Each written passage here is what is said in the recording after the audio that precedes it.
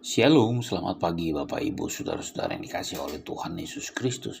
Firman Tuhan pagi hari ini kita akan baca dari Yohanes 3 ayat 15, 16, dan 17. Demikian bunyi firman Tuhan, supaya setiap orang yang percaya kepadanya beroleh hidup yang kekal. Karena begitu besar kasih Allah akan dunia ini, sehingga ia telah mengaruniakan anaknya yang tunggal, supaya setiap orang yang percaya kepadanya tidak binasa, melainkan beroleh hidup yang kekal. Sebab Allah mengutus anaknya ke dalam dunia, bukan untuk menghakimi dunia, melainkan untuk menyelamatkannya oleh Dia. Saudara yang dikasihi oleh Tuhan Yesus Kristus, Allah tahu bagaimana cara menghubungkan antara kita sebagai manusia yang berdosa dengan Allah di tempat yang maha tinggi.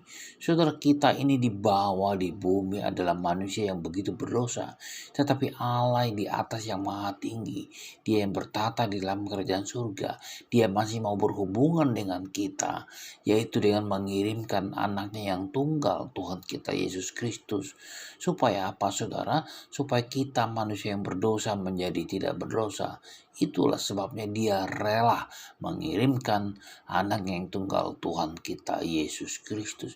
Padahal Yesus itu punya hak sebagai anak Allah. Dia bersemayam di tata yang tinggi, yaitu di kerajaan surga. Itulah Yohanes 3 ayat 16. Karena begitu besar kasih Allah akan dunia ini, sehingga Dia telah mengaruniakan anaknya yang tunggal, Tuhan kita Yesus Kristus, supaya setiap orang yang percaya kepadanya tidak binasa, melainkan beroleh hidup yang kekal. Saudara, Allah ingin menunjukkan kasih-Nya sendiri kepada kita dalam hal ini.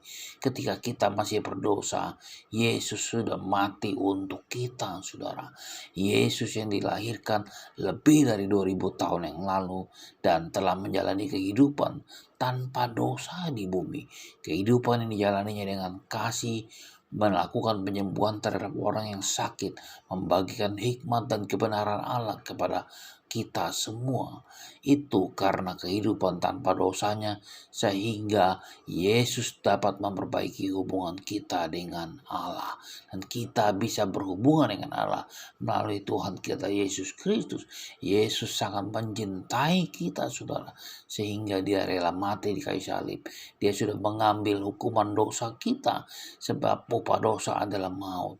Dia yang tidak berdosa telah menjadi berdosa, sebab Dia sudah menerima upah dosa itu adalah maut, yaitu dengan pengorbanannya di kayu salib. Dia mengambil hukuman atas dosa kita, tetapi Dia juga kembali lagi 3 hari kemudian. Dia bangkit, Dia hidup, Dia naik ke surga untuk menyediakan tempat bagi kita. Nah, saudara, tindakan cinta yang terbesar inilah yang telah menjembatani kesenjangan antara kita dengan Tuhan. Saudara, keselamatan itu sudah menjadi milik kita. Kalau kita mau percaya kepadanya, itulah anugerah keselamatan yang diberikan secara cuma-cuma.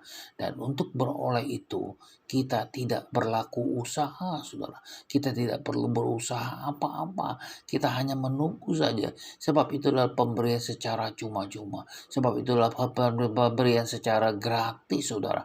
Bahkan segala hutang dosa kita sudah dibayar lunas oleh karena pengorbanan Kristus di kayu salib. Selamat pagi, selamat berkarya, dan Tuhan berkati.